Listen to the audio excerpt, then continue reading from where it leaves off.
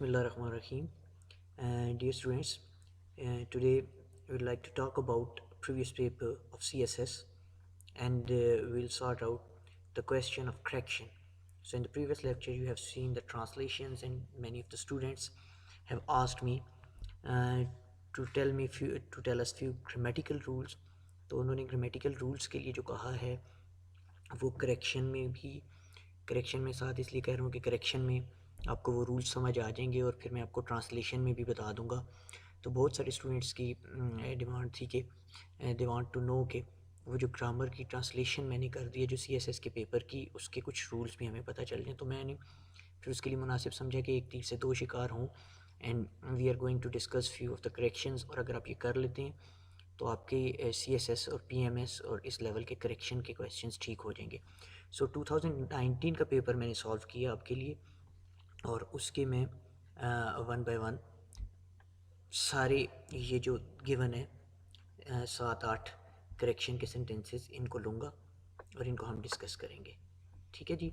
So let's move on then to the first one. पहला sentence था 2019 के उसमें, he enjoyed during the holidays. अब he enjoyed during the holidays कहने का कुछ सेंटेंसेस में ग्रामेटिकल मिस्टेक होती हैं, कुछ में सेंस वाइज होती हैं। इसमें सेंस वाइज ये क्लैरिटी नहीं दे रहा।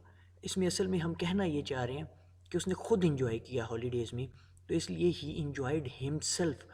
अब कोई काम आप खुद करने के लिए, जैसे यहाँ पे रिफ्लेक्सिव नाउन के लिए आप रिफ्लेक्सिव नाउन यूज़ करते हैं, तो यहाँ पे आपने इसलिए ये रिफ्लेक्सिव नाउन जब यूज़ किया हिमसेल्फ, तो आप ख़ुद देख सकते हैं कि इसमें मैं जो है सेंटेंस में ये एक क्लैरिटी ले आया। सो इस किस्म के सेंटेंस में आप हिमसेल्फ को ऐड करेंगे, वो यहाँ से ओमिट हुआ। ही इंजॉयड व्हाट, तो ये थोड़ी सी क्लैरिटी नहीं आ रही। ही इंजॉयड हिमसेल्फ, उसने खुद इंजॉय किया, एक्चुअली ये हम कहना चाह रहे हैं। ही enjoyed watching movie, he enjoyed what, तो इसलिए इसमें क्लैरिटी नहीं है, तो इसलिए यहाँ पे आप हिमसेल्फ यूज़ करेंगे। अब आ जाए सेकेंड सेंटेंस पे। सेकेंड सेंटेंस है, none of the boys had learned their lesson. Previous lectures अगर आप देखें तो उसमें मैंने सब्जेक्ट वर्ब एग्रीमेंट की बात की थी जो ग्रामर से रिलेटेड है। तो यहाँ पे सब्जेक्ट वर्ब एग्रीमेंट भी होता है, और प्रोनाउन का पर्सनल प्रोनाउन का इसके कॉरस्पॉन्डिंग दूसरे प्रोनाउन के साथ भी होता है। अब यहाँ अगर आप देखें तो एक प्रोनाउन नन है, नन ऑफ द बॉयज़, और एक इनके मुताबिक देयर यूज़ हुआ है। तो असल में प्रॉब्लम यहाँ ये है कि ग्रामेटिकली इस बॉयज़ के मुताबिक आपने, क्योंकि बॉयज़ प्लूरल है, यहाँ पे देयर यूज़ कर दिया है, जबकि एक्चुअली इसमें गलती है कि यहाँ देयर नहीं, यहाँ हिज आता है, क्योंकि नन के मुताबिक ही यूज़ होगा। नन ऑफ द बॉयज़, लड़कों में से कोई नहीं। अच्छा, इसको मैं थोड़ा सा आपके आगे एक्सप्लेन कर देता हूँ। यानी अगर मैं करूँ वन ऑफ द बॉयज़, तो इसमें से होगा लड़कों में से एक, इज इक्वल टू, हम इसकी मतलब बात कर रहे हैं बहुत सारे लड़कों में से एक लड़का। ठीक है। और जब हम नन यूज़ करते हैं तो एक्चुअली नन जो है वो होता है is equal to no one. तो नो वन, कोई एक नहीं। यहाँ भी अगर हम बात करें तो हम एक को ही निगेट कर रहे हैं कि एक भी नहीं था। ठीक है। तो जब हम इसको एक लड़के की बात कर रहे हैं, एक और लड़के की वो भी, तो उसके लिए जो आपका पोजेसिव प्रोनाउन होता है वो हिज होता है, थर्ड पर्सन का, देयर नहीं होता। तो इसलिए यहाँ आप इस गलती को आसानी से समझ सकते हैं कि यहाँ पे नन ऑफ द बॉयज़ में से बेसिकली हेड वर्ड नन है, बॉयज़ नहीं है, लड़कों में से कोई एक भी नहीं था। तो इसलिए इसके मुताबिक, नन के मुताबिक आपने हिज लगाया। ये सब्जेक्ट वर्ब एग्रीमेंट वाला लेक्चर मेरा अगर आप देख लें जो यहाँ पे पड़ा हुआ है यूट्यूब पे, तो आपको ये बात और आसानी से समझ आ जाएगी। फर्दर भी आपको नहीं समझ आया, you can ask me in queries. Now let's move on quickly to the next sentence, he is abusing the money of his father. अब यहाँ पे आपने वोकेबलरी गलत यूज़ की है, आपके वोकेबलरी सेंस सही नहीं दे रही। अब्यूज़ करना, मनी अब्यूज़ नहीं हो सकती, मनी मिस यूज़ हो सकती है। तो इसलिए आप इसे यहाँ पे कर सकते हैं, he is miss using the money of his father, या और हिज फादर्स मनी। तो दोनों सूरत में ये ठीक होगा।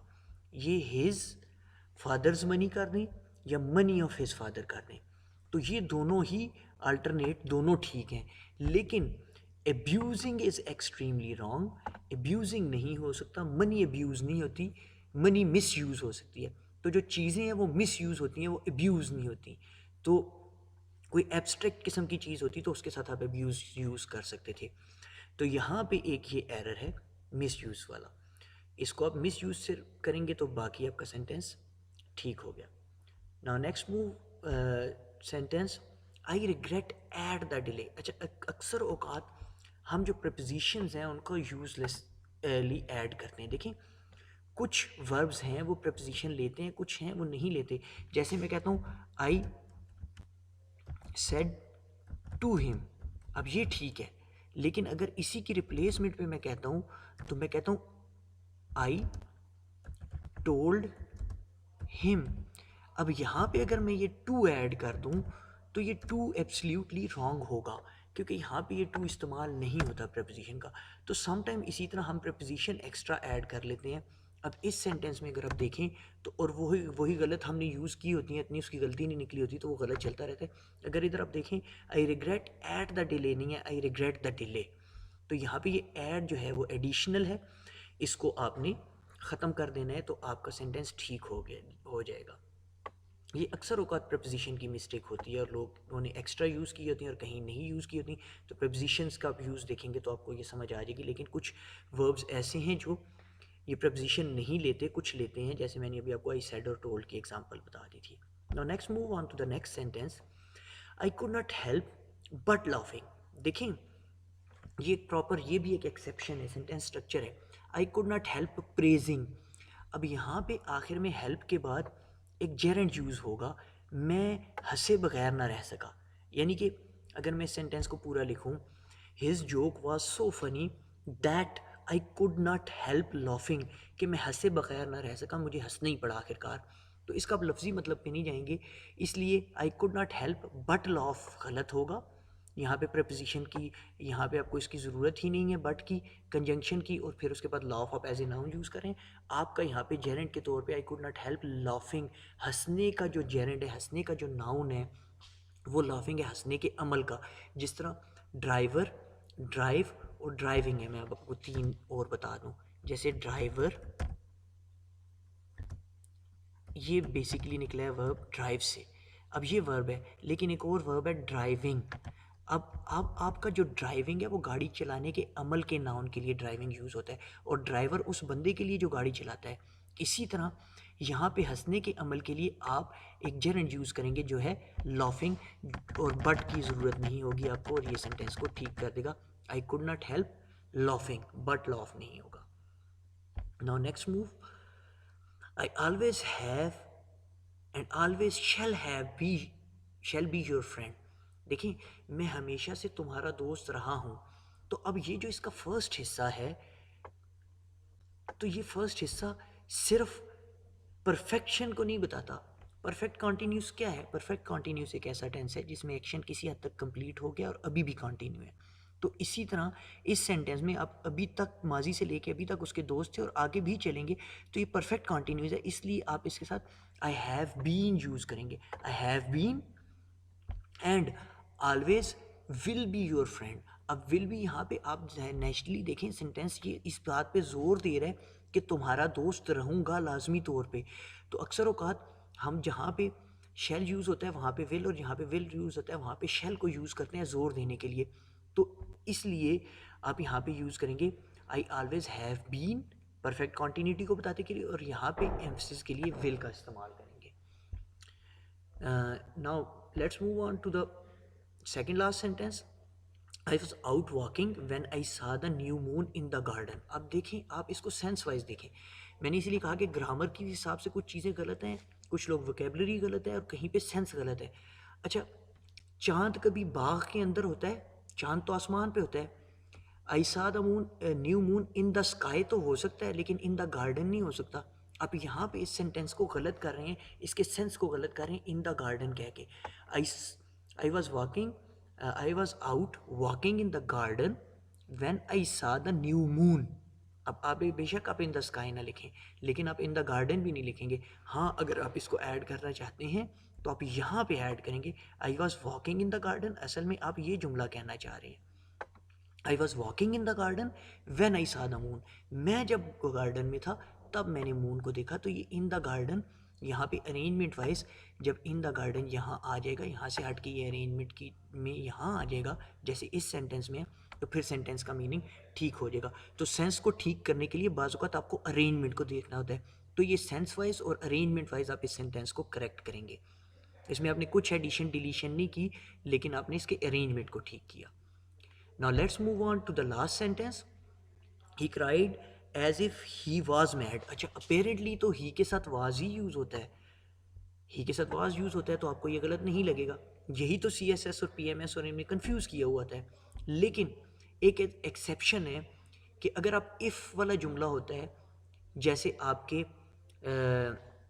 ऑप्टेटिव सेंटेंसेस हैं, तो आप उसमें यूज़ करते हैं, जैसे आप यूज़ करते हैं if I were a if I were a millionaire.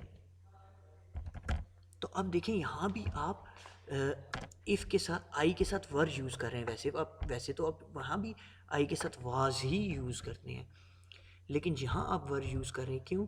क्योंकि अगर आप यहाँ पे वाज यूज़ करेंगे तो गलत होगा। तो ये एक एक्सेप्शन है कि इस किस्म के जुमले हैं जिसमें आप अपनी ख्वाहिश का इजहार कर रहे होते हैं, उसमें ही, शी, इट, आई, वी सब के साथ ही वर यूज़ होता है, वाज यूज़ नहीं होता। तो इस किस्म के सेंटेंस में इसलिए he cried as if he were mad, वो इस तरह चिल्लाया जैसा कि वो कोई पागल हो। तो इस किस्म के एज इफ़ और इफ़ वाले सेंटेंसेस में आप जब ख्वाहिश को जाहिर कर रहे हो या इस किस्म की सिचुएशन में, वहाँ पे आप he, she, it, they, is, am, are, he, she, it, they और इवन सिंगुलर नाउन्स आई और यू के साथ, सब के साथ आप वर ही यूज़ करते हैं। तो इधर आप एक्सेप्शन नहीं लेते, इसकी ये सेंटेंस की ये एक्सेप्शन है। So keep watching mob English, subscribe. And अगर आपको कोई चीज़ नहीं समझ आई तो आप कमेंट्स में लिख दें, मैं उसके बारे में आपसे आपको आंसर कर दूंगा। So thank you very much for watching this video.